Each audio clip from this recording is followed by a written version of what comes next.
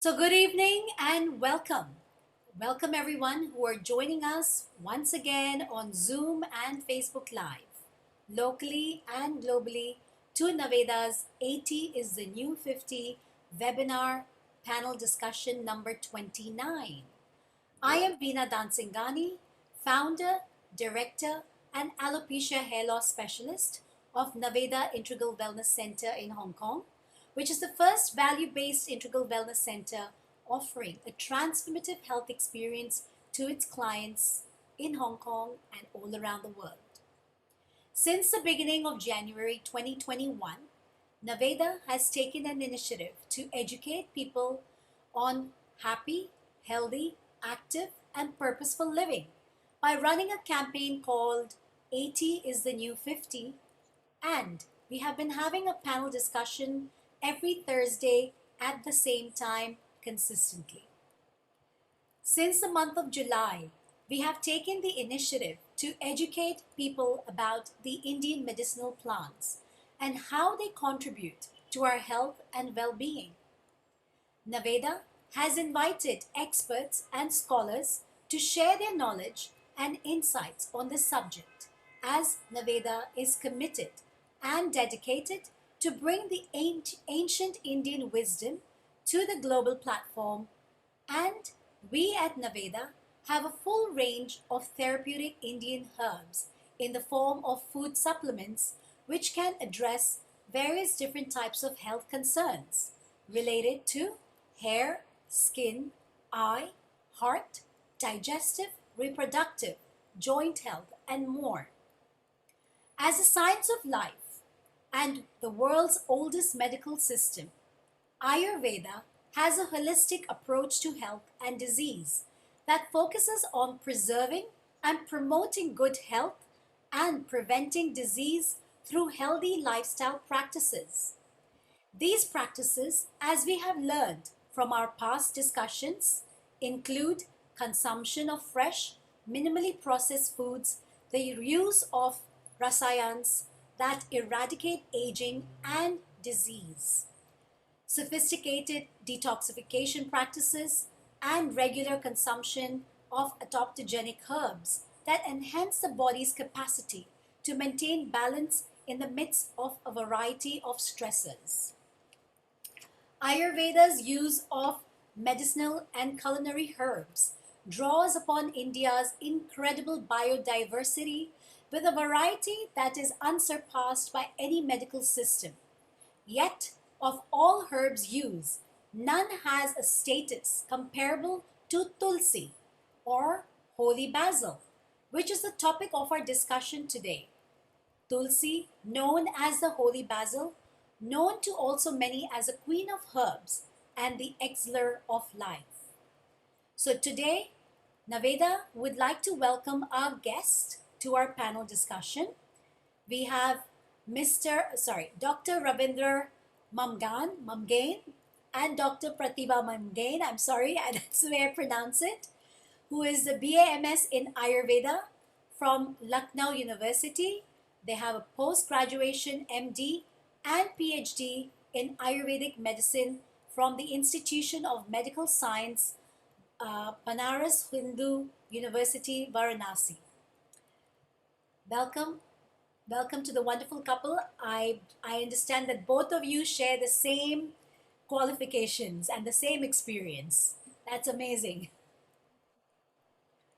And then we have, once again, of course, he's become our in-house Ayurvedic, you know, expert who comes in time and time again without fail. We have Dr. Pragyan Tripathi, who is the director of Narmed Ayurvedam Panchakarma Center in Ujjain. Welcome once again, Dr. Tripathi. It's so nice to see you here. And then we have, of course, Dr. Sanjay Nagakar, who is a world-renowned microbiologist and scientist and biotechnologist, a PhD from the University of Hong Kong. And of course, we have Mr. Lal Devinani, who is Naveda's director, and 80 is the New 50 campaign ambassador. So welcome all of you to this panel once again. It is such a pleasure to have all of you here. And as you know, Dr. Pratibha and Dr. Ravinder, we have been discussing about various different herbs from neem to ashwagandha to turmeric. We've discussed about shatavari, we've discussed about brahmi and amla, and they all seem to be such wonderful miracle herbs.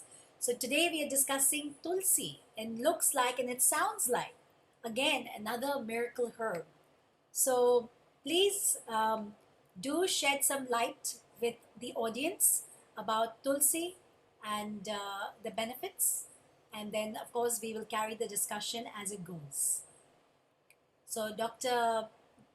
Ravinder, would you like to start?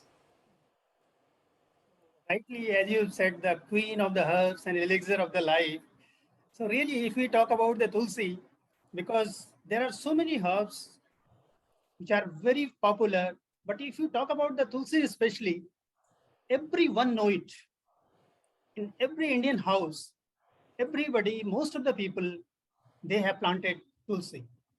So before I go about its therapeutic values and that all pharmacodynamics or properties and all that, let us make it so simple and just to know about the importance of tulsi, that how, what is the history and something, and it was described in the Vedas and all that.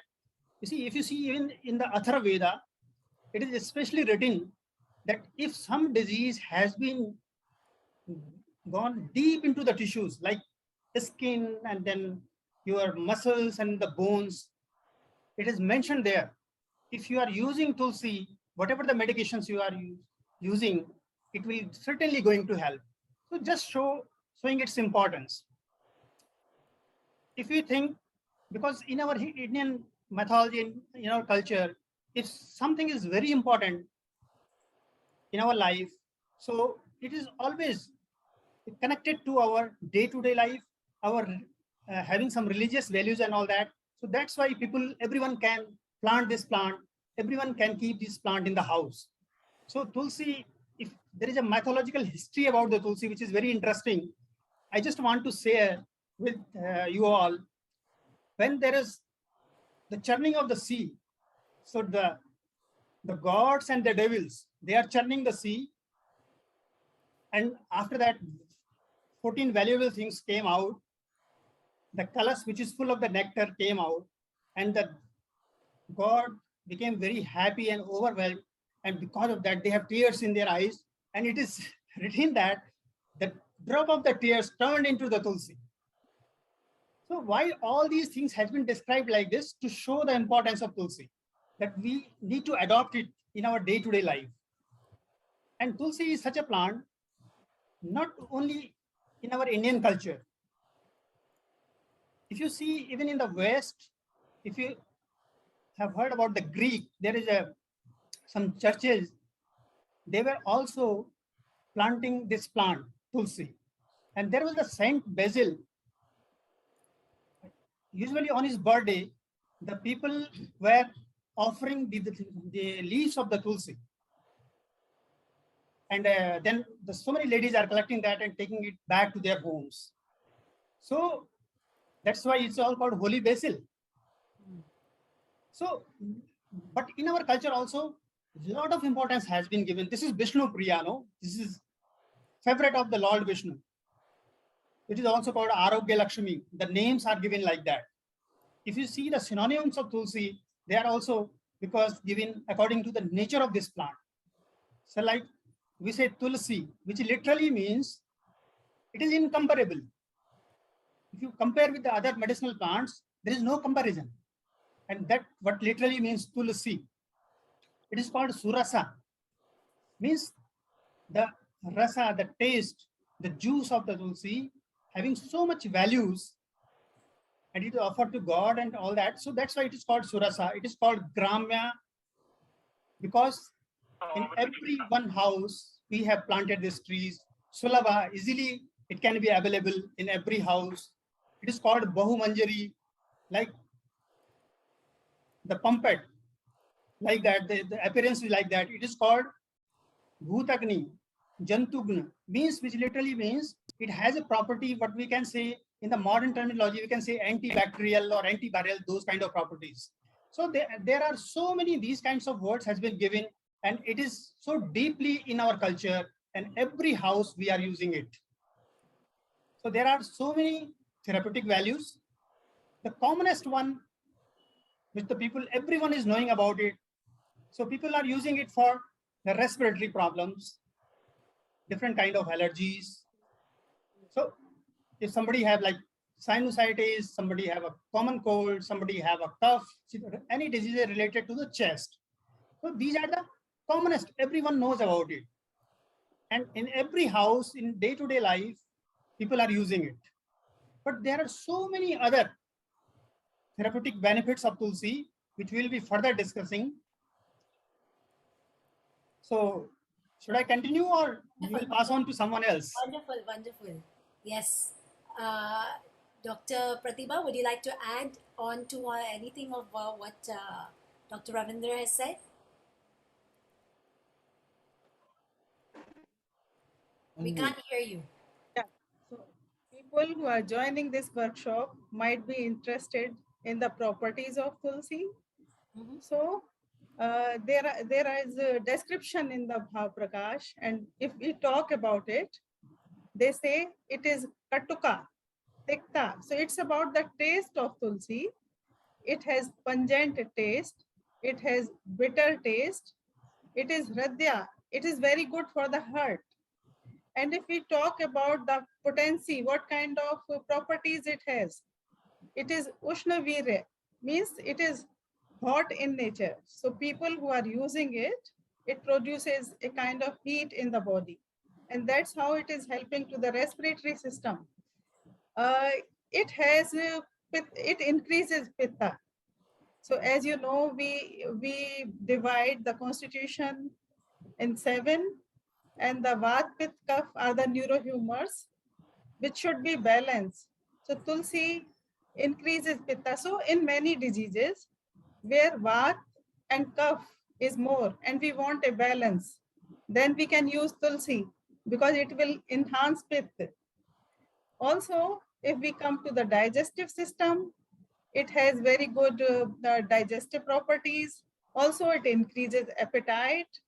It's very good for the skin, and you must be using it in your products of skin. It's very good, and many types of skin diseases can be improved or cured with this. Also, there are diseases of urinary systems, and it is very benefit if somebody is having less urine or infection in the urine. It is beneficial in that. People have some problem or pain in the lungs or side of the chest. It is helpful in that. Also, whenever you want to reduce cough and bath in the body, as I told, and you want to increase it is given there. Talking about the types of Tulsi, there are 2 main types of Tulsi. Krishna, which has purple stalks, and the white one. So these 2 types have almost the same properties, not much difference. But in India, we use both the types of Tulsi, and many people have both the Tulsis in the home. So if I can go in detail system-wise if you want, because it is beneficial in mostly in all the system. Wonderful. I'm going to just ask Dr. Tripathi to add on and then we can continue. So, Dr. Sure. Tripathi, what would you like to add on to this? Thank you so much. I think Dr. Ravindra and Dr. Pratibha ma'am are very senior Ayurvedic physicians. They are like my teachers. So it's really my pleasure that I am getting a small opportunity to talk in front of you. So it's like just I want to pull the thread a little more. Like in case of pediatrics, where we have very small babies in our houses, and sometimes if there are worms in their stomach, sometimes there are very small and very fade white spots over the face, which straightforwardly reveals that there are there could be different types of worms in the intestines. For all such conditions also, instead of going to a pediatrician and giving albendazole and such strong chemicals, we can just start with tulsi. We can give the swaras, or we can give the little juice, leaf juice of tulsi, uh, like for 1 year small baby we can give minimum 1 to 2 drops, like that. In drops we can give for like 5 to 7 days, and we can get very good results, because tulsi is something which is not only having very good crimigna or very good anti vermicidal property when it is taken orally, but also it is having very good vermicidal property when it is planted outside. So if you have lots of mosquitoes in your house or something like that, if you have fear of lots of worms, different types of worms in the air or atmosphere, like in COVID time, we had lots of worms. We were like very much scared of lots of fungus, virus, bacteria, and so many other infections, infectants in the air. So before using any other chemical air purifier, definitely we have tulsi as one of the best air purifier, which is very easily available and much more and prolongedly effective as compared to any other air purifier. Yeah, Meena ji. It has very nice volatile oil, and that works like, yeah, antibacterial and anti-parasite. Yeah, Yeah. Dr. that Sanjay, is true. would you like to say something? Are you comfortable? We, as we keep hearing in the past lecture series, um, so many benefits. So Dr. Pratibha and Dr. Ravindra, Dr. Tripathi is here for quite some time, and we are discussing a series, as Veena mentioned, that she already discussed with you.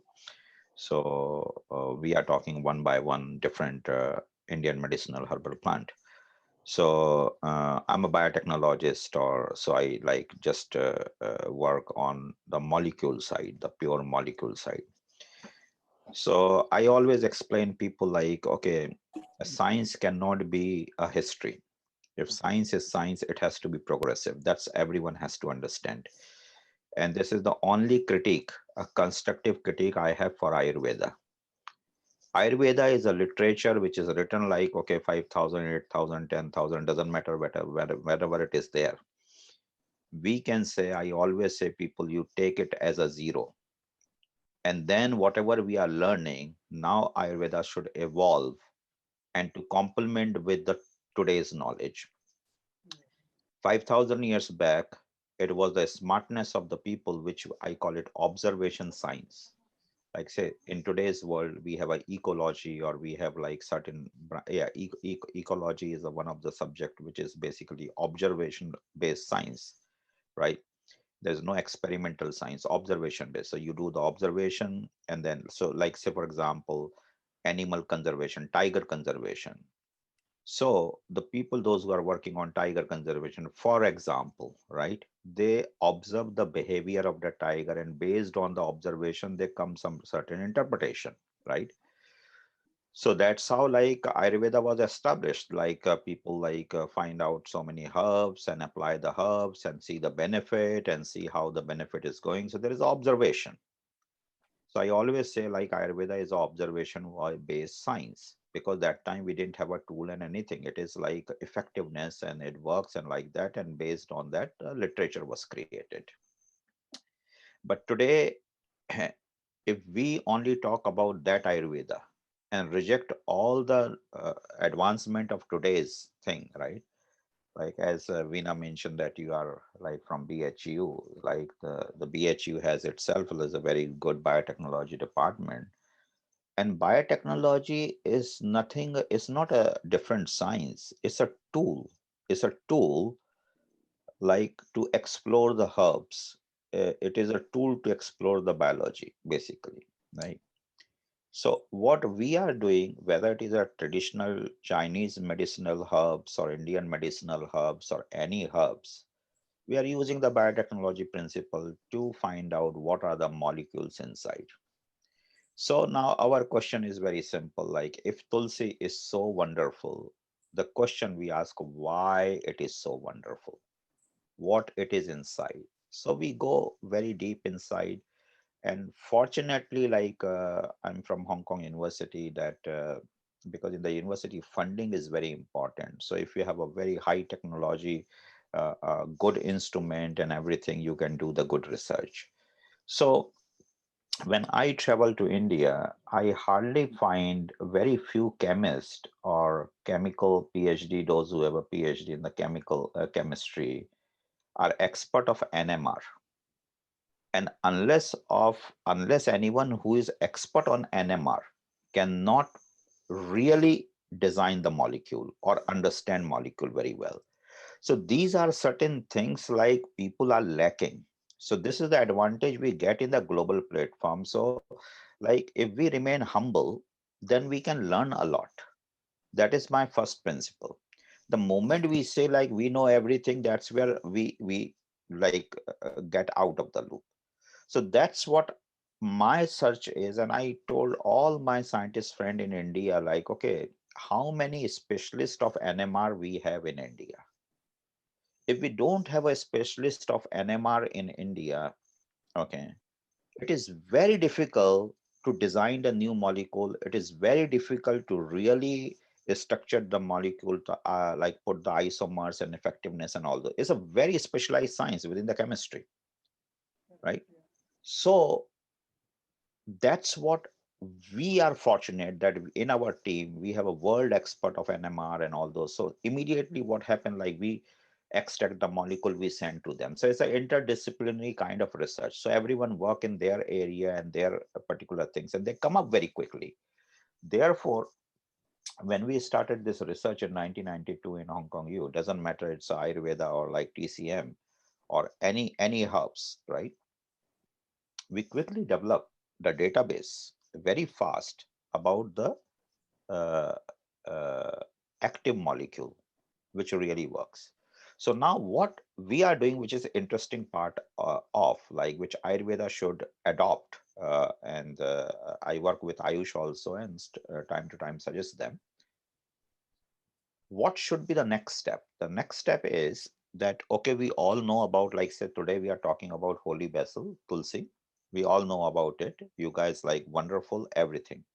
But then our science is adding the value into it.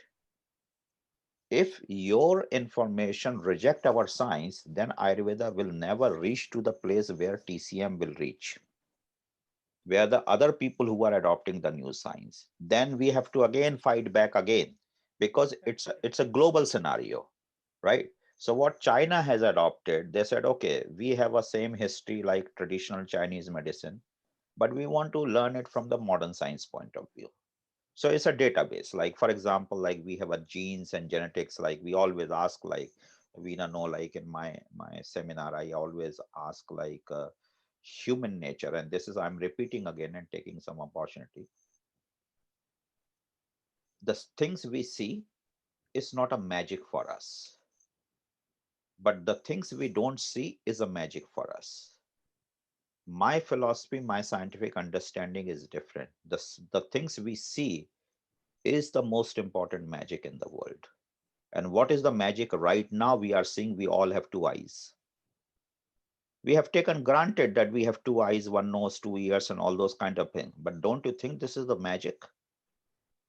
This is the creation, right? So when we go for the Ayurveda, you go beyond Ayurveda. You go like the existence of like the genetic and the, whatever the way like the human being came on planet, right? So we all look same. The only thing is that we have a two gender, male and female, and there's certain more genders like that. But the question what people are not asking, why we all have two eyes, why we look similar. But if we look different, what we call the birth defect, right? This is the first thing. Second thing, we never appreciate if the mango is growing on a mango tree. People will say, okay, mango will grow in the mango tree. But that's what the magic is. Why mango is growing in a mango tree? Why mango is not growing in an orange tree? So that's how our scientific brain is trained, by asking a difficult and challenging question, not asking the questions what you can see. And when you start asking the difficult question, that's where you started digging in. Okay. So that's a very simple example for everyone I give. Like think about it today. Like why mango grow on a mango tree? That is a very important scientific hypothesis. That you if you prove that why mango grow on a mango tree, that's where the science is coming, right? It will have a scientific justification. So if we ask like in same way, why tulsi has so many beneficial properties, the moment we go into that, we started digging down inside with our latest instrument. So here the thing is that yes, tulsi is well known, and as Dr. Tripathi said, one of the most important thing happened during the COVID time period is like I think like any person, like I have rough database, but like uh, not like a formal, but I can say informal database. The people, those who have consumed tulsi during this COVID time period, they were pretty safe during the COVID infection.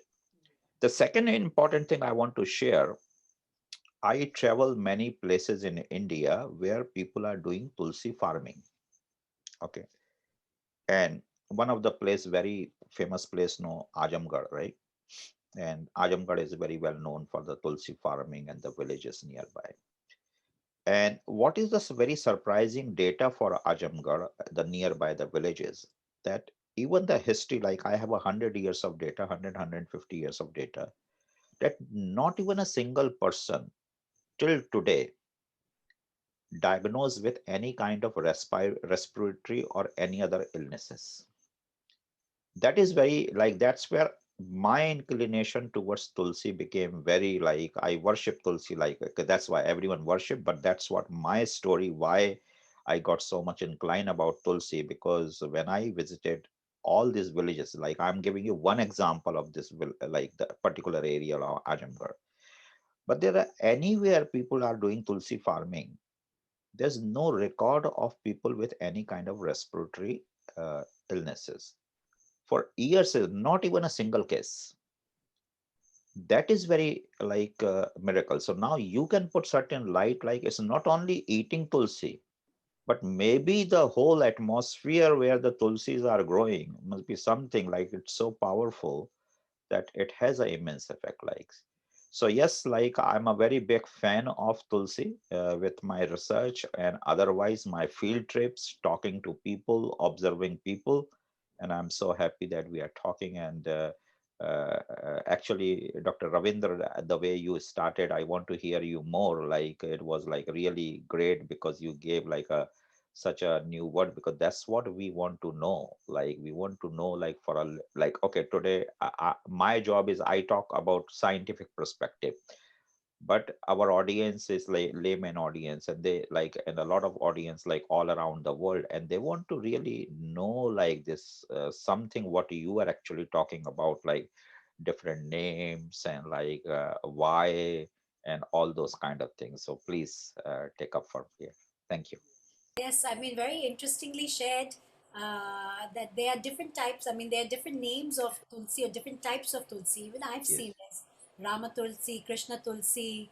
There are a couple of them I've seen. So, what's the difference? Maybe maybe share with the audience on what is the difference. What are their special properties? You know. Yes, Dr. Ravinder. Yeah. So just I continue with the talk of Dr. Sanjay. So he rightly said, actually, whatever he said, I agree and 100% agree with him. Definitely, Ayurveda is not an experimental science. It is an experiential science. But if you want to promote on the scientific platform, then definitely we need scientists. Even the modern medicine, no, it is so highly evolved and so developed. It is only because of the basic sciences. If microbiologist is not working, the chemist, the person who is dealing with the chemistry is not working, the physiologist and all that, if they are not helping, we could not think that the modern medicine can be evolved like this.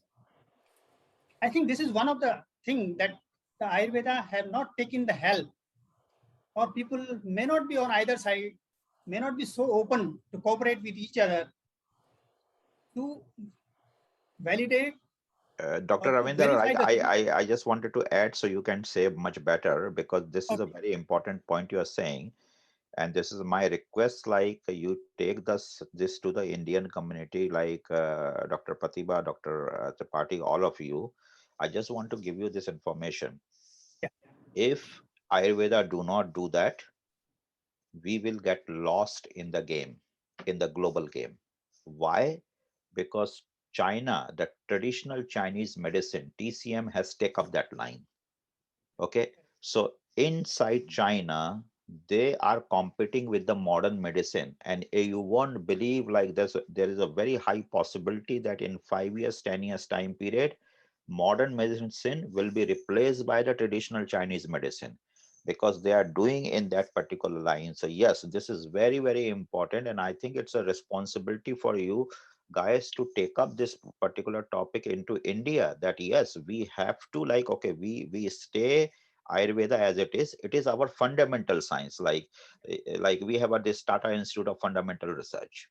So it's a fundamental science, but then we have to build up. So yes, please continue on that. That's a very important like thing to put By forward. chance that we have worked in three major big institutions, and all of these institutions have both modern faculty as well as Yes, Ayurvedic faculty. If you are yes, talking about the Institute of Medical Sciences (BHU), we both were consultant for the yes, WHO in Tribhuvan University, and yeah. there also we have a modern faculty and Ayurvedic faculty. And recently, since 20 years, we both are working in Swami Rama Himalayan University, Okay. and we did a very good research work there, especially because we both are working with the cancer patients. And That was interdisciplinary research actually. So it Yeah. is not like that in India, the Ayurvedic doctor are not taking help of the modern medicine or biotechnology. If you will go to Banaras Hindu University, different departments are working together. So as you said, biotechnology, but there is a special department in Banaras Hindu University, which is known as medicinal chemistry. So they separate all the ingredients from the plants, they work on that, they see the property, and all the results are also incorporated in the Ayurvedic departments. And people who are doing post-graduation there, they do also interdisciplinary research. So in India, this is not the pattern now that people don't think now that they will do pure Ayurveda only, especially in the big organizations. People are doing Ayurveda, but also they are open to receive the researches from other departments. They are taking help of other people.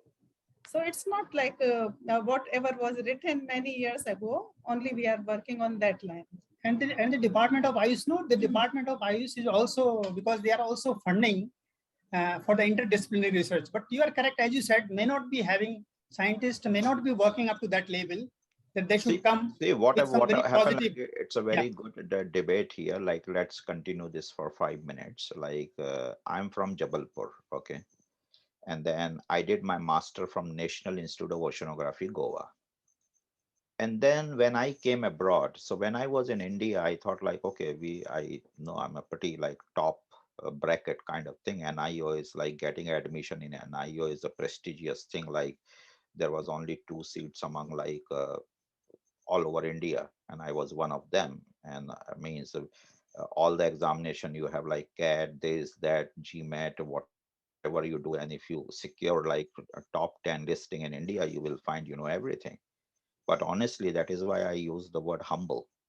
And that is the key question. Today, I'm in the cutting edge science. I move around the world in the top end science. And that's where I gave you only one example that how many NMR specialists are in India. Hardly anyone. Doesn't matter you name any big institute. If the NMR specialists are not there, we cannot reach up to there because we have to see the global. See, it is science is not about what you know. Science is not about what I know. Science is all about what world knows, where the world has reached, and how far we are from there. This is it's a measurement. So that's where in India we always get in this particular trap. Whenever I go to my professor and talk to professor, they get like little bit of a patriotic feeling. I said no, we cannot get a patriotic feeling in science. Science is science. Whether you go America, you go India, you go South Africa, 2 plus 2 is equal to 4. Yeah, universally accepted. Yeah. Yeah, universally accepted kind of thing. But this patriotic feeling comes the moment, that's where we lose. Because what we don't know, see, there are two important things. I always say first is the instrument.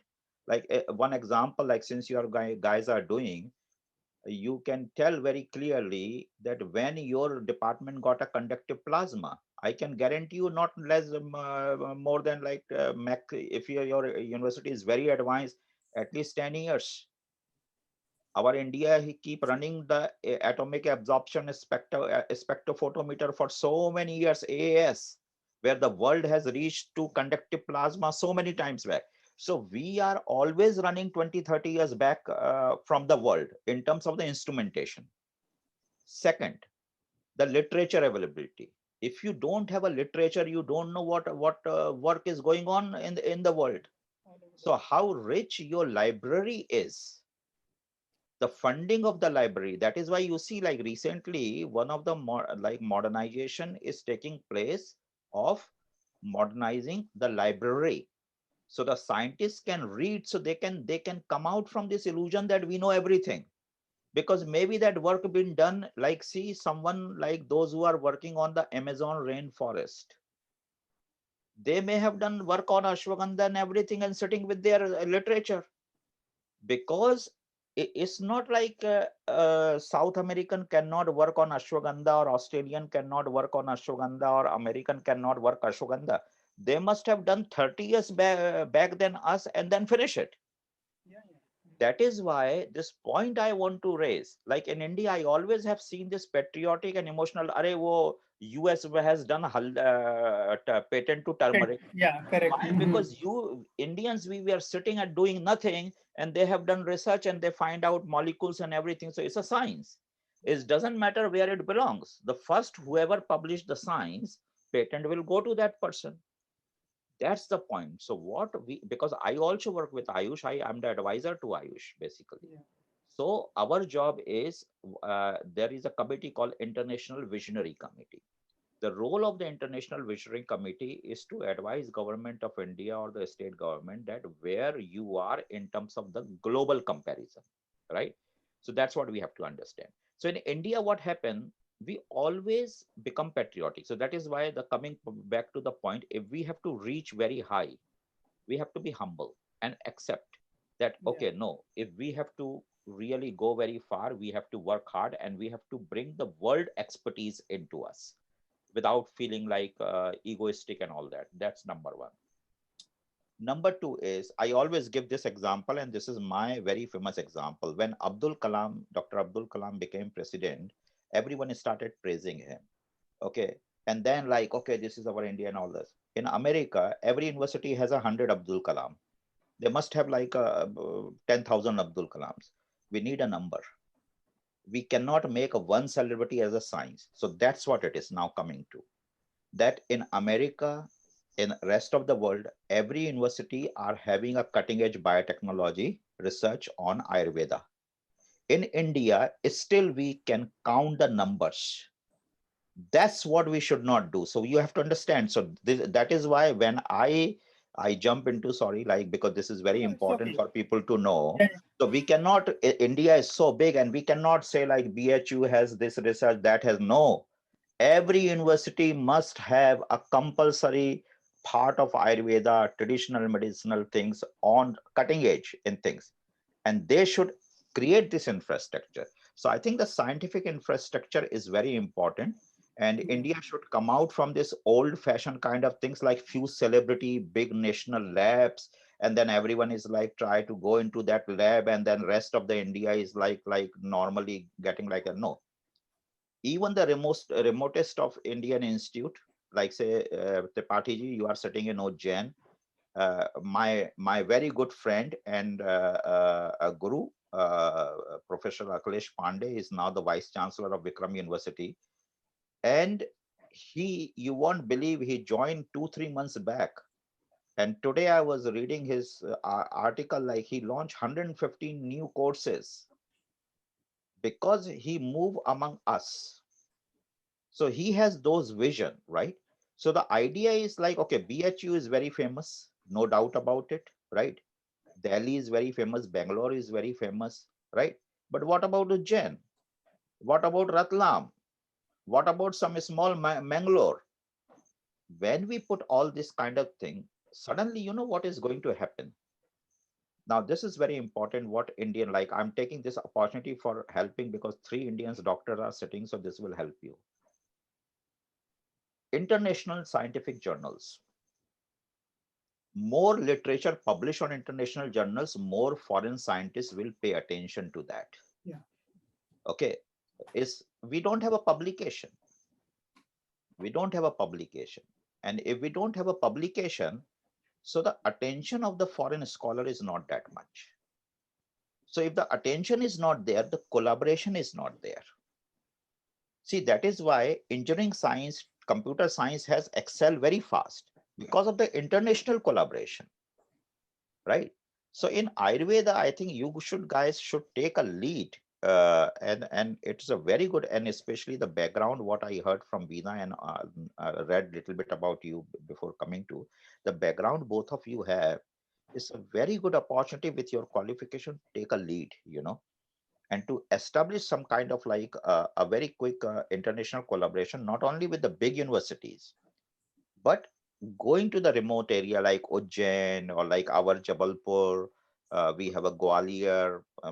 I can give you better picture of Ajamgarh, like means the where we have a Tulsi farm. So anyway, so that's what my point, and it's my very strong point. That is why I interfere because I'm an Indian. We agree with you. So definitely when people will be joining hand together, people like of the scientific temperament like you, it is going to give Ayurveda a new shape and everybody will accept it. No. So I was just continuing with that. I was Yes, just giving, please. we have worked in the Swami Rama Himalayan University and we work with the cancer patients. So we started because the lot of people, when they are taking the chemotherapy and radiotherapy, they have a lot of mucositis. That is the commonest side effect, which people are becomes in so problems they cannot eat and it is a very painful and all that. So we used suddenly the idea came and we talked to some of the oncologists, but sometimes people are not very receptive. You understand? Everyone is not the same. So the people who are from the modern medicine side, sometimes they don't know much about the Ayurveda, so they don't know much about Ayurveda, so they are not very open and very receptive to that. But anyhow, we have started that research and we have published that paper in a scientific journal, and everybody was so happy. We have just tried like Glycyrrhiza glabra, that mulethi, using it with the honey. Even we have tried the tulsi also, because the tulsi, if you find about it, the tulsi is said to be very good in the chemo prevention and having it can prevent some radioactive and those kind of things. So we have also used, because people used to come, we have outdoor in the cancer department, cancer institute. So many people, when they get fed up, because they had a lot of glossitis, mucositis, and they are taking all antacids, some local analgesics, lidocaine, and those kind of antacid syrups, even though they are not getting the benefits. Then sometimes they think, why not to go to the Ayurvedic consultant also, let us see how he takes the things.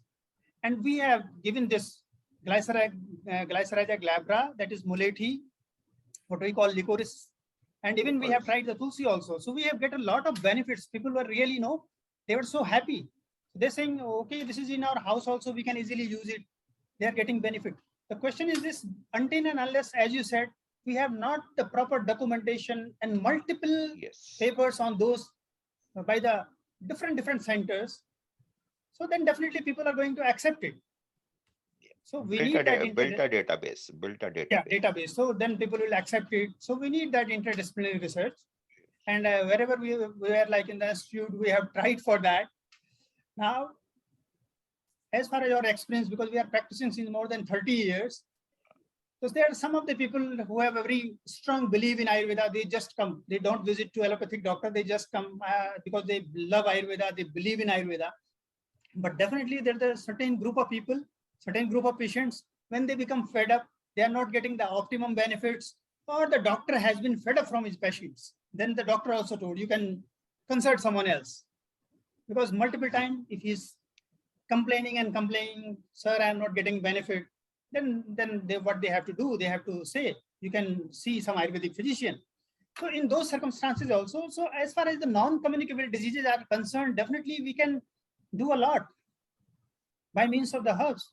So Like even what I was talking about this Ajamgarh area or other like we talk because today's the topic is the holy vessel and then so obviously with Dr. Tripathi we also discuss like whether is eating on inhalation is also one way of getting the benefit. So if Tulsi has certain kind of like ways inhale or like what are the mode of things which laymen can use basically, on a daily basis. yeah, Can you shed some that is light on it? if you talk about the tulsi, because it is having a volatile oil, it is aromatic plant, that kind of thing. So we can use it in the multiple forms. But the commonest, which is the commonest use, like because everyone have this plant in the house. So what we call swarasa, this is one of the uh, easiest way to use it. So people can just extract the juice of this plant and can take in like 5 to 10 ml. So if you think about that, what kind of disorders? So as I said, that the commonly the people everyone is knowing is somebody is have cough, cold, some respiratory problems, then people are using it. But what other problems? There are so many other disorders where Tulsi is also very effective. If you talk about like Dr. Tripathi was also saying that white spots, because it has also some sort of action. It can be helpful in the pigmentation.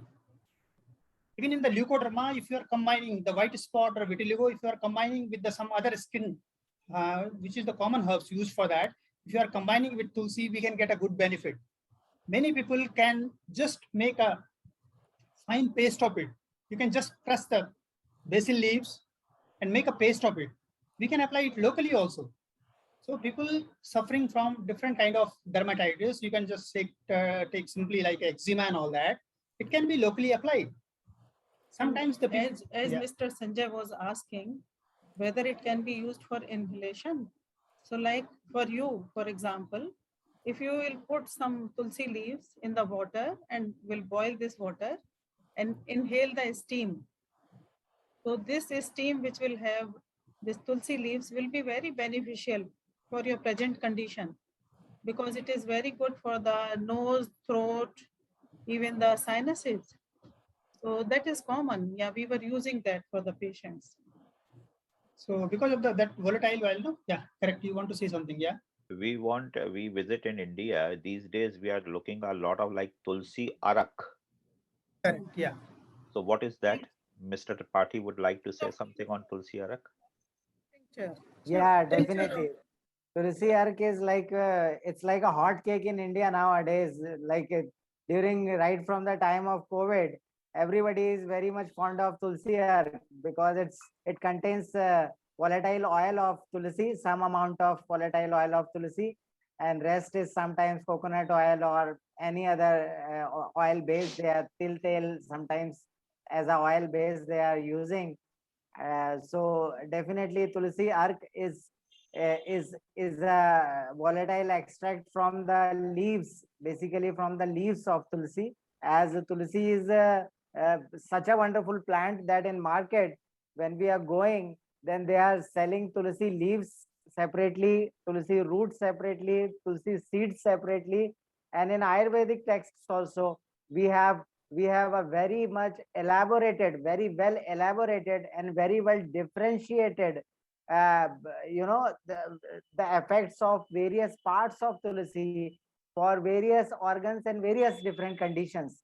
Like the tulsi leaves are having very good effect on respiratory tract.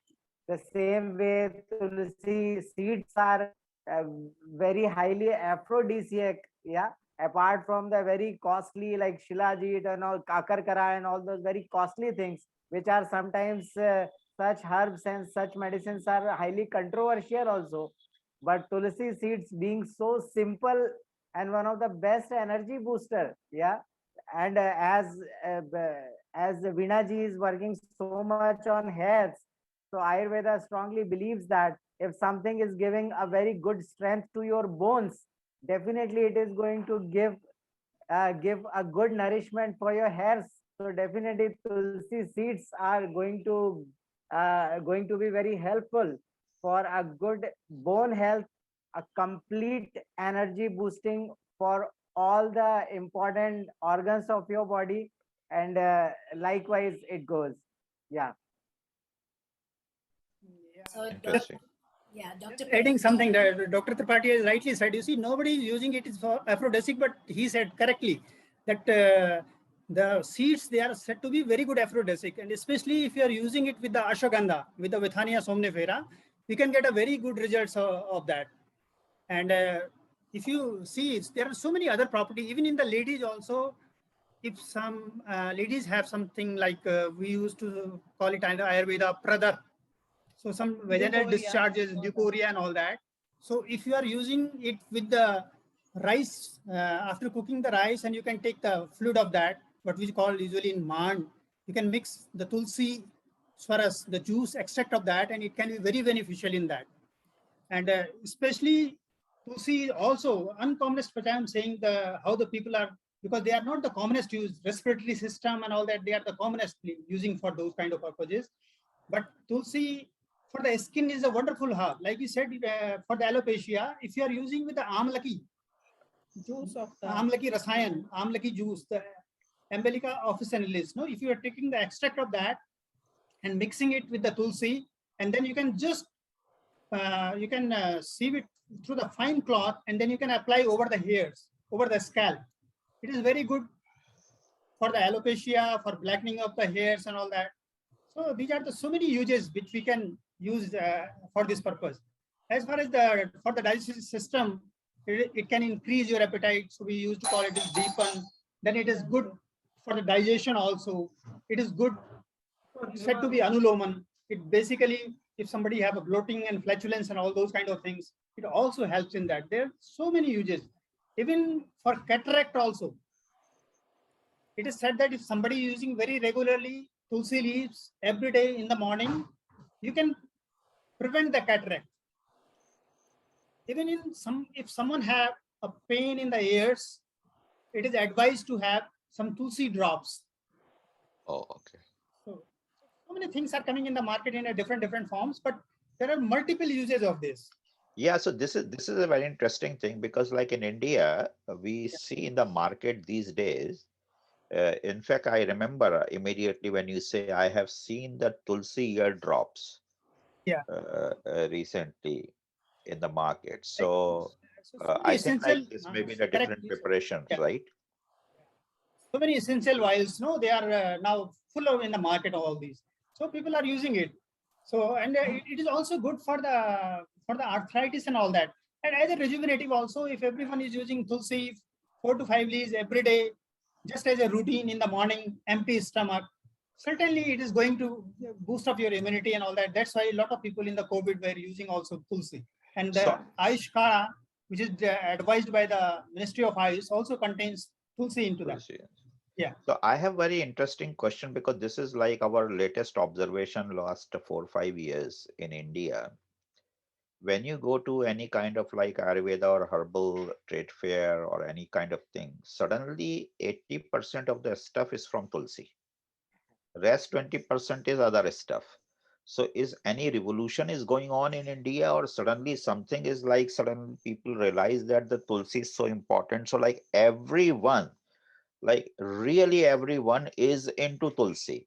So what is the reason behind? Can you put some light into that? Like why so much Tulsi is going on in Yeah. India? You see, if you say from the Shastri, I mean, from the text, no, it is said to be good for all kind of diseases. Only you have to change the anupana, that what the vehicle, the carrier with which you are taking. You understand? Either you are taking with the gur or jaggery, or you are taking with the honey, or you are taking with something else. No. So for different kind of disorders, we can change the carrier, or we can the additional herb which you are mixing into it. We can treat so many diseases. It will enhance. You can say, we don't know in the technical term, it is something like this, that it is going to increase the bioavailability of other things also. So that's why it is combining with so many other herbs. If you have arthritis, like even for the arthritis, you can mix up with some other herbs. If some memory problems is there, some cognition problem is there, you can use the tulsi. So because of the combination all that, and it is said that it can be used in all kind of diseases. You can change the carrier, the vehicle, or the adjoining herb with which you are mixing it. So you can have so many benefits. And that is the reason I think that, and one thing is that Tulsi is available in every house, but people are using, I said, for the common purposes, like the respiratory system or common cold and all that. Now people want to explore the multiple benefits, because there are a lot of researches also. No, they say like anti-helminthic, anti-helminthic, like Dr. Tripathi said, Crimigna. The name is also like Jantugna. Apit Rakshasi means it can kill the worms, it can kill the bacteria, the viruses, any invaders who is coming in the body. So that is the reason I think that Tulsi is becoming so popular. Maybe more researches on Tulsi and maybe more outcome is coming. And probably it could be, there are more possibility of a good market probably for Tulsi. As you said, in 5 years, you have seen, this is your observation. Tulsi was always used in Ayurveda and in India, but probably more researches and maybe more findings. So I have And a it is becoming. I have a question. So it seems you said it's a brain tonic. There's so many uses. Can we say that tulsi can be like your base, and then, for example, Brahmi is also known as a brain tonic, a memory booster. So do you use tulsi with Brahmi on top, or how? We can use, yes, we can use. Combinations are used, yeah. It's not always that you will use only single herbs. Many times we use combinations. So it can be used for the Brahmi, no problem. Okay. And Tulsi also, whenever you are using the Tulsi leaves, like I said, you can, what kind of Anupana, either you are taking it simply in the form of juice or mixing something honey into that, or jaggery into that, or you can say the different carriers. So Yeah. that also change the therapeutic values. From the last discussions, we've been also learning that you can, when you take these herbs with either milk, honey, or ghee, it's much more potent. So, is the same true with tulsi as well, or is it with all the herbs? Supportive drinks always enhance the property. And when you use with the herb with the different things, actually effect also changes. So in India, it's very common when we give a medicine, we tell to the patient that you take this with the water or with the milk or with the honey. So it enhances the property and also it changes the property. So according to the need, we use and we give these supportive drinks or whatever, powders, or as he said, we cook the rice and sometimes we soak the rice and we use the water of that rice for the leucorrhea with the tulsi. So these different things also have their added effect on the tulsi. So Dr. Tripathi, I remember like last time you mentioned we were talking about amla, and you say amla has a benefit, eye benefit, and today Dr. Ravindra was also talking about, the benefit of cataract. So do you use like in your eye treatment combination like tulsi and amla, something like that? Yeah, definitely. See, for the treatment of eyes, uh, when we are talking about Panch Mahabhutas, as we talked earlier, like the five Yes. basic elements. Yes. So eyes are something which are which are formed from the fire element. So definitely, we definitely need to balance the fire of the body, and for balancing it, definitely we need very good rejuvenants. And tulsi is one of the best herb, which is I think not at all contraindicated in any of the conditions, and it is it when we are talking about like you should take some food items while taking this medicine, and you should not take these food items while taking this medicine. So tulsi doesn't fall in that category. Tulsi is something which can be taken as a food also, which can be taken as a tea powder also. Yeah, in India it's very common, like we are adding some tulsi leaves while making tea or while making any of the decoction, just to make it little fragrant, and it is to make it little more effective. Yeah, so tulsi is something which can be very popularly we are using it for eyes, we are using it for respiratory system, we are using it to fix the digestive system, we are using it to uh, fix the infertility cases also. See, tulsi is something in our clinic we are giving it for male infertility also and for female infertility also. Yeah, so we are giving as tulsi as a aphrodisiac drug, as Dr. Ravindra sir has told, for males, and for females we are giving it to correct the ovulation also. So tulsi is a unmatched herb. It can be, you just add it to amla, it will enhance the property of amla. You just add it to ashwagandha, it will just give a hats off performance for ashwagandha. So like that, tulsi is like a feather in the hat with almost all the herbs. Yeah, we can say that. So, Dr. Tripathi, we come back to the same question what we have a last discussion. Just to update you, Dr. Pratibha and Dr. Ravindra. Uh, every time we have this about a new herb, and we learn a lot in terms of their benefit and all those kind of things. But on the same time, if we see the marketing campaign in India, then they are only promoting only one or two symptoms. Like for example, like if we talk about tulsi, so like by and large the population law is a respiratory herb, right? But what we are hearing from you guys, it is a much bigger picture than the respiratory kind of things, right? So the question is like you must be having some kind of like conferences and kind of thing. Do you have any kind of a public platform like doctors public platform where you should communicate these kind of things in a much more profound way to the local people? Because you see, in between you guys and the public there's a salesperson is there. That's what I can see that over here, right? So there is a in between, there's a commercial objective people who basically I could visualize very clearly devaluate the value of such a powerful herbs and just put one or two marketing jargon and to say like that. So can you, because see, the public awareness is very important.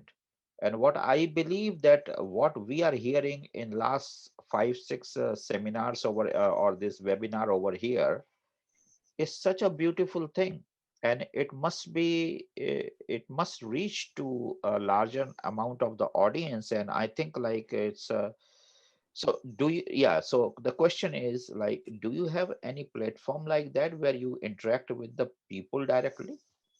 Yeah, social media is the platform everywhere now. Mhm. People talk directly. So people put post on the social media, doctors also, and anybody can interact. Anybody can ask question or if they want to understand. No, the Yeah. way, like say for example, like just to give you example, like Naveda, we started this every Thursday since January 21st without fail. Okay, so now this is like August going on. So, means if some of you are interested, we would like to support you guys, like because I believe that this kind of information must go to the people. Because right now, I just remembering in my mind, like more than 20 benefits you already listed. Whereas, like in a market, like if people talk about tulsi, like okay, respiratory, then tulsi. But in fact, like we have a tulsi which is like formulation which is in the immune system also and other system also. So this is very inspiring. And every time I talk to Dr. Tripathi, like guys, like you make us more greedy, like to learn more. If scientists want to learn more, you can imagine that if you tell in a storytelling manner to the normal people how much they can learn, so they can maximize the benefit of tulsi. That's the whole idea. Because as we started our this discussion, that every household has a tulsi plant. This is the most powerful thing. People cannot have a licorice or ashwagandha this and that in every household, but tulsi has every household. So when they have the access to that particular plant, they should I know have a the tulsi vast plant also. benefit. Yeah, they should know the vast benefit of it. So then, like, they should not restrict to only one or two things. They should be like more elaborate. So on that particular question, okay, we know teas, like, so we put the tulsi teas and like drink like that. Can you give us like four or five like homemade formulas kind of things which everyone can use it. So maybe like you can give first and then Dr. Tripathi can add later on that, like yeah, some formula for the people, those So, who can use at home. Pratibha, would you like to give some formula? Yeah, so one formula we have already discussed, that was for the hair growth. So you can extract the tulsi juice, can mix some amla juice in that, and can massage the scalp. That is very good for the hair growth. And possibly, if there is any disease because of any bacteria or fungus, probably that has been taken care of. So this is a common use of the tulsi juice. Then coming to the skin, if you are making any cleanser for the face, you can take juice of tulsi, you can mix something in it like honey, which is very common and easily available in the home. So people can massage the face with the juice of the tulsi and with the honey, and it will be very good for the blemishes. Also, it will enhance the complexion. If you want to use it for the diseases of the mouth, again, juice can be applied, or you can boil the tulsi leaves and sometime all the 5 parts of the tulsi, and the decoction can be used for the gurgles and also for the swishing in the mouth. That is very good for the gums and is good for the health of the teeth even. So, and they were talking about the cataract. So juice of the tulsi leaves in the dilution, not very concentrated, can be put like you put, if you put 1 teaspoon of the tulsi, at least mix 3 teaspoon of the distilled water or something like that, and you can put drops in the eyes.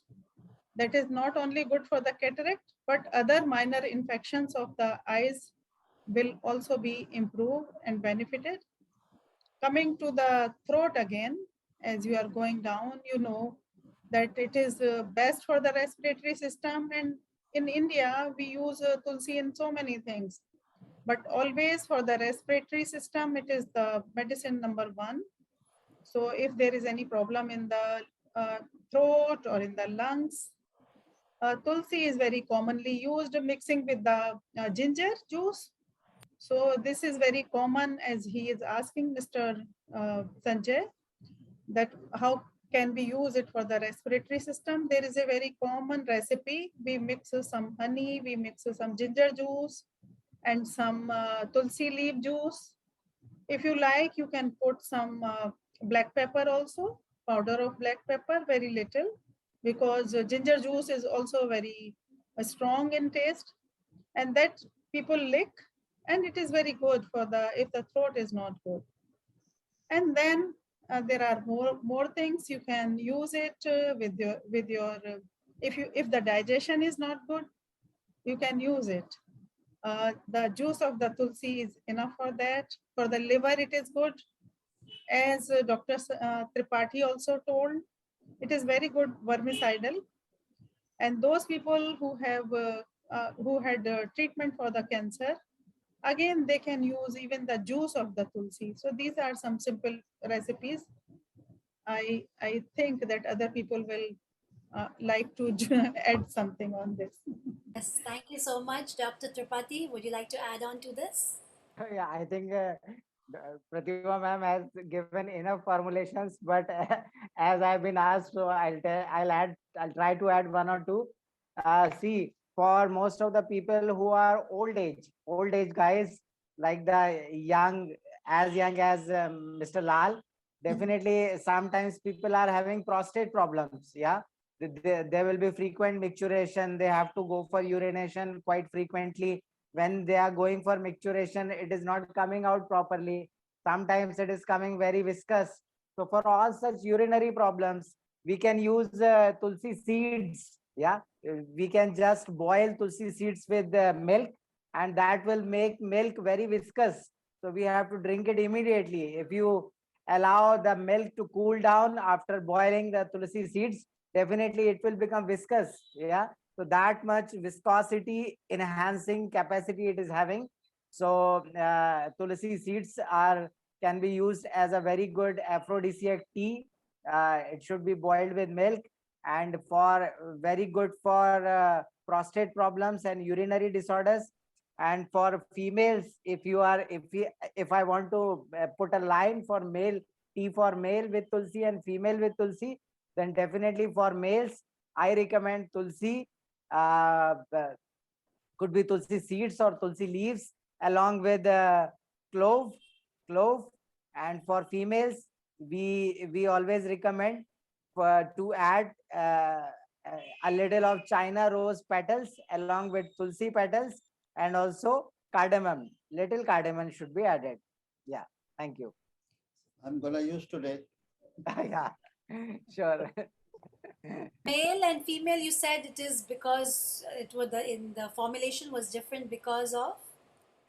See, because for males we are giving more of clove and tulsi seeds and ashwagandha, like that. And for for females, for good uterine health, they have mentioned the use of lot of use of china rose, and they have mentioned a lot of cardamom, and they have mentioned definitely tulsi seeds. Yeah, so I have just demarked both the formulations. Yeah. And I also want to I was listening that are these herbs now available in essential oil forms now? Yes, Tulsi was most of always them you can get as essential oils also, very common nowadays. And even because we are getting a lot of people from the Europe and from US and all that, so I have seen a lot people have a lot of interest in that because they are very easy to use now. If you are talking about the essential oils, so very easy to use and people are fond of that. So everyone is asking, have you an essential oil of this or not?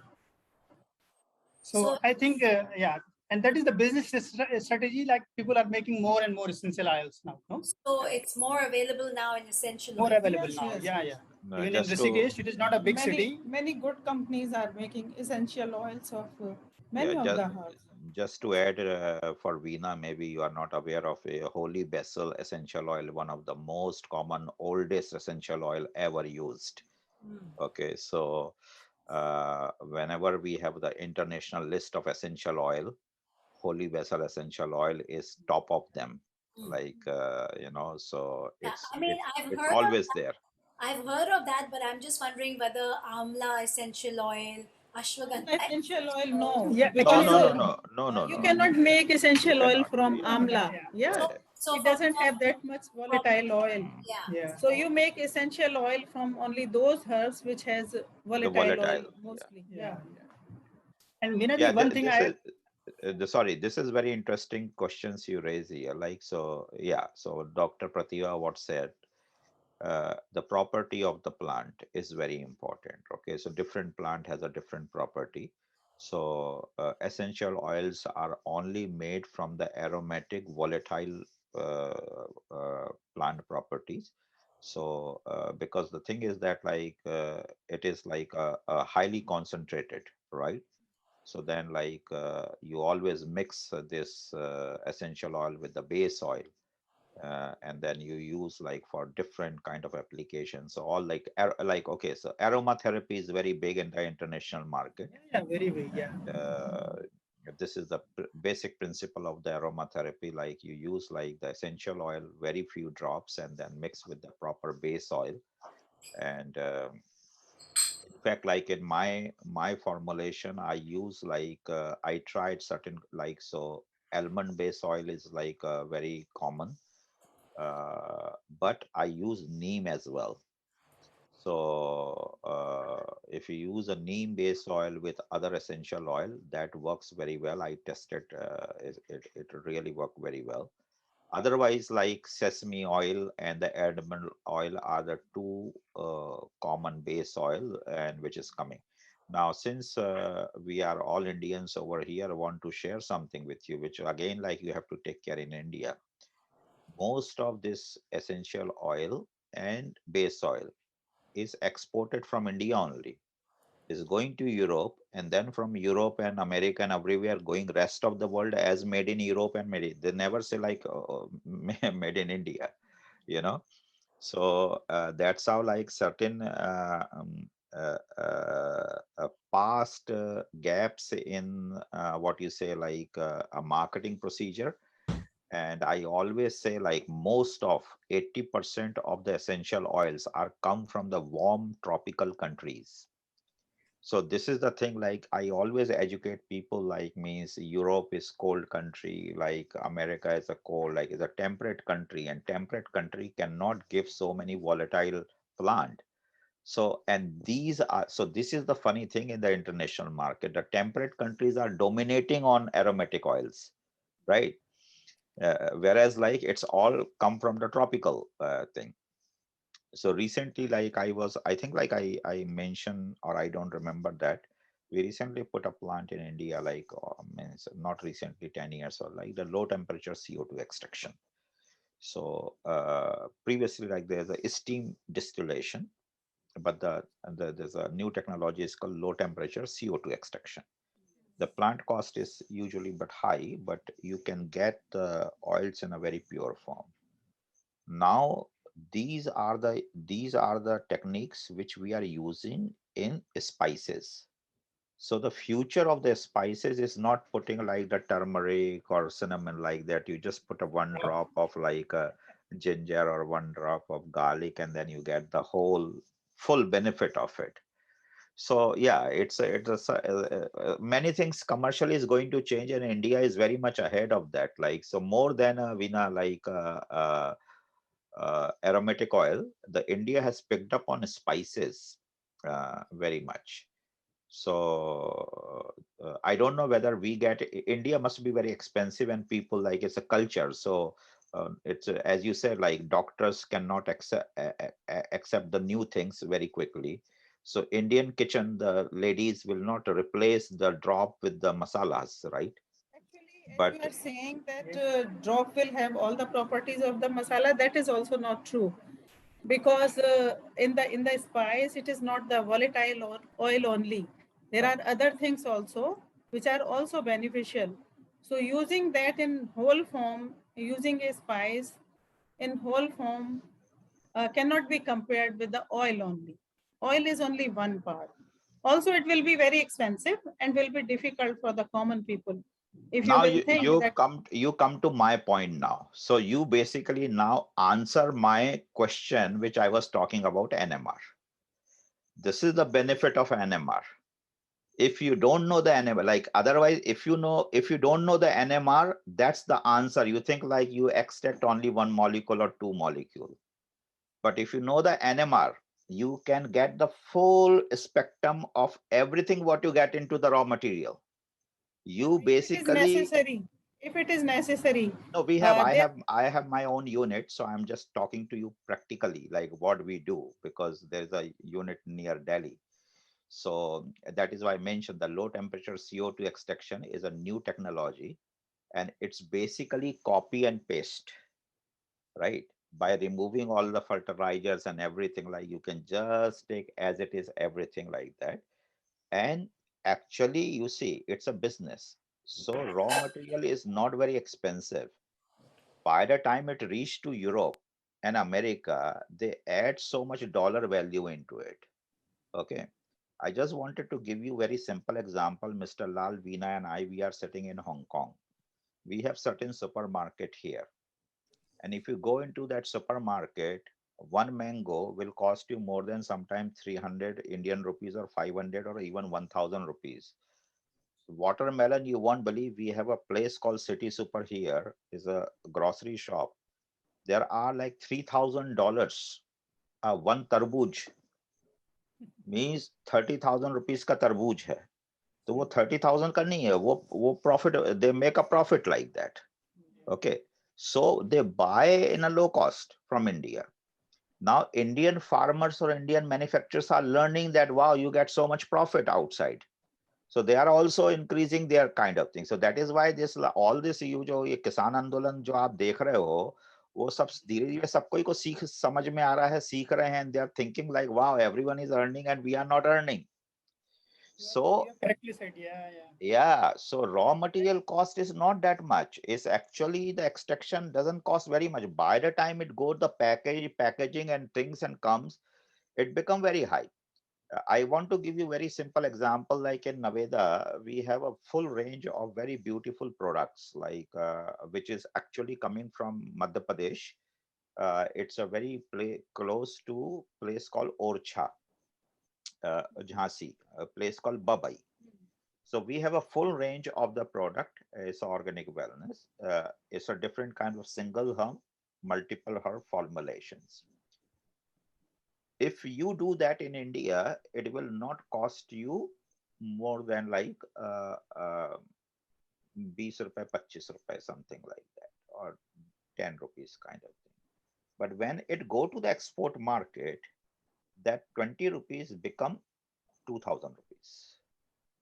So that's the only thing. So I think like that's what the Indian should learn now, and which we are learning. And actually, Dr. Tripathi mentioned to me he started some collaboration, a startup, and he was showing certain chocolates and other stuff kind of things. So and we attend so many trade fairs, Mr. Lal, myself, and Veena. So we see like in India these days they have improved in packaging. They are doing the nice things which we are not before. So they are learning, but what they have to learn more, like not to increase the price so fast, because then the international market will not come. So what happened right now in India, they themselves increase the price very high. So by the time it come to the international market, so for us it's like that. If we have to buy a product, so I want to give you the example, right? If I can buy cheaper in United States, better quality, then the Indians will not never buy the product from India. That's what we have to understand. Because in the international market, there is a some kind of psychology, like right, made in US, made in Canada, made in this and that kind of thing.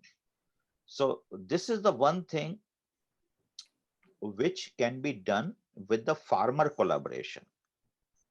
So that's what is required now in Ayurveda, because with Tripathi, Dr. Tripathi, we discussed like in Madhya Pradesh, we have a place called Amarkantak. And Amarkantak is known as the heaven of this herbal plants. You know, like means you get all the variety, and it is like national heritage. It's protected area basically, and you walk there and you get everything in the wild variety. But there is another place in Madhya Pradesh, Neemach. I think you might have heard about it. Neemach is the biggest mandi in India of this herbal medicinal plant, very close to Ujjain.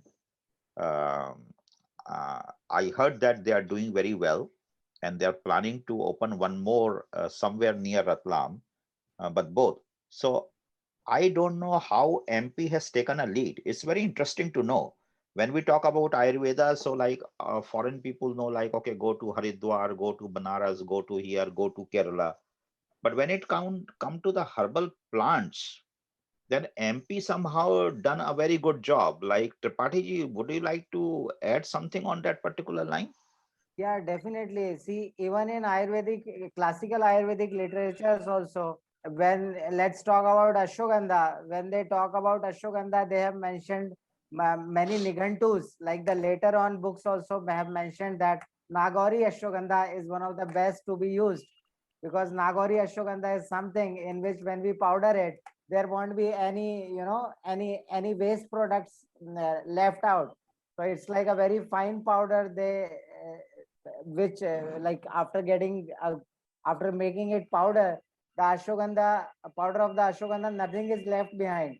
So that kind of herbs quality are like were being cultivated in Madhya Pradesh, in the places around Madhya Pradesh or inside Madhya Pradesh. And we have Amarkantak, we have Hoshangabad, we have Patalkot. Yeah, like that. In even around Ujjain, I used to go to the forest for collecting many herbs. So it's like the outskirts of Ujjain. I am going the road from Indore to Bhopal, or the road from Indore to up till Maharashtra. There is such a rich flora and fauna that MP is definitely going to. It is having capacity to take the lead in cultivation of herbs. Yeah, true, Sanjay sir. So, Dr. Pratibha, Dr. Ravindra, have you ever heard about this? Because this is our experience. Like MP somehow why I mentioned about Neemach, because it's a MP government initiative and the first initiative in all over India. It's like very unique initiative, and you should explore a little bit more about it, and you will get very impressed with that particular part of Neemach. Like it's a very interesting project. Find out. I was surprised you are giving the example of the watermelon, no, having so expensive. Yeah. Yeah, yes. The same thing we found, no, in Japan, there is a shop in the Nihonbashi area. We visited that, the most costliest fruit shop. It was so surprising. If you see the mango and anything, it is more than 30, 40 times expensive than India. So maybe, I don't know from where they are importing it and all that. But yeah, but before concluding this session, Veenaji concluded, I just wanted to say something about Tulsi. So Please. one thing, because you see, we are having a lot of like recently we have a COVID pandemic, but we cannot forget, you see, the most commonest thing because of our lifestyle, no? If you talk about the diabetes, hypertension, and ischemic heart diseases, or having some altered lipid profiles and all that, those kind of things. So people, lot of people fall in this category because of the faulty lifestyle and dietary habits. I will say, especially through this Facebook Live, a message to everyone, because if someone has a history of diabetes or hypertension or ischemic disease in the family, they are very prone to get it. How you can delay it or how you can save you from these kind of problems? If someone is taking 5 to 7 leaves of tulsi every day in the morning, empty stomach, I think people can observe, they can find out about their lipid profile or their blood sugar level. So the people who are vulnerable because of their genetic history, having familiar history of the diabetes, hypertension, and the high triglycerides and all that, I think must use it as an every day in the morning empty stomach, and will definitely find some benefits out of it. So are you supposed to chew these leaves or how? Yeah, this is very also interesting question. You can find some description that don't chew the leaves in the oral cavity. You understand? So sometimes people say you have to engulf it. No, so you can take the swaras and you can just little chew and then you can just engulf it. Actually, it's a little bit contradictory. Some people say that it should not be chewed because there is some mercury content in it. And if you chew it, it could be not good for the teeth. But that is not the mercury in very big quantity. In micro quantity, many herbs have these kind of things. And in some places we see that you are using juice of the tulsi and for the gums and for the teeth, these kind of things. So this is a little bit contradictory, but mostly this is an indication that you should not chew tulsi leaves.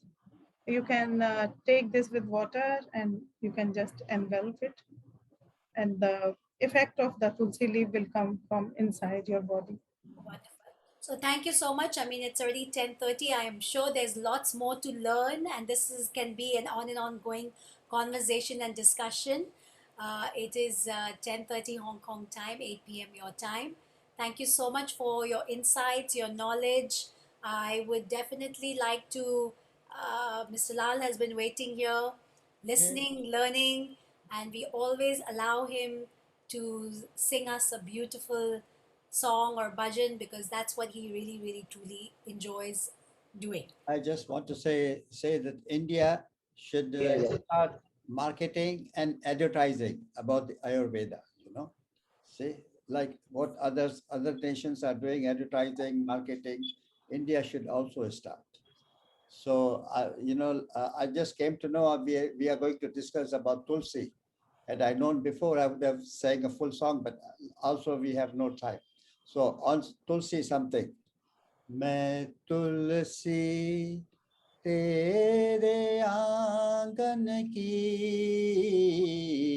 मैं तुलसी तेरे आंगन की, मैं तुलसी. I remember this song because, Nice. actress, I don't Popular know, I think song. it was Meena Kumari or Asha Parekh, you know.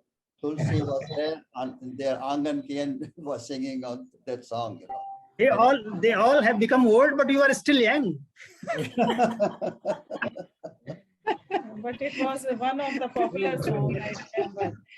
Yes. Yeah, Mr. it was Lal very did come to popular. me Yeah. just before the session started. He said, "Oh, there's so many songs of Tulsi. Had I known, I would have prepared one." Yeah.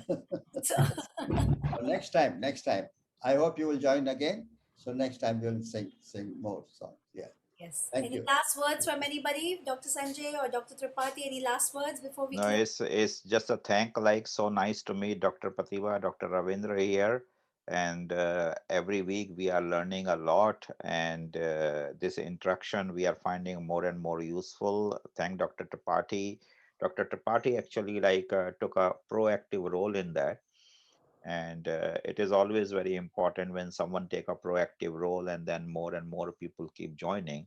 So that's our blessing, that now we are hearing from the experts. So you guys are professionally trained people. You guys are practicing it properly, so you can give like the authentic information.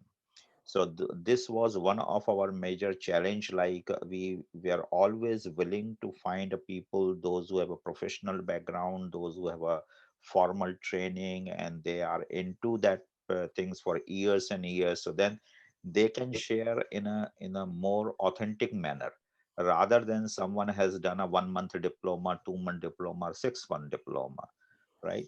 So we got that on track, and we are really enjoying, and we like to invite you, please come again, and this series will continue. And Dr. Tripathi is our key connector, and somehow just like sharing and closing, like I'm from Jabalpur, he's from Ujjain, so I don't know, it's not a racial, but it always happen, the next neighbor, and And uh, Dr. so Pratibha and Dr. Ravindra are currently sitting in Rishikesh. beautiful, so beautiful. So we really want to visit sometime, after COVID open. Rishikesh is due, Haridwar is due. So Welcome. Yeah. we are I bringing will be the Naveda first very one to soon. go to India first. Yeah, we are bringing Naveda very soon to India. So this is one of the plan. So thank you very much, all of you. Thank you. Good night. So much. Good Good night. night. Take Thank rest. you. For Thank you, it is too you. late. Thank you.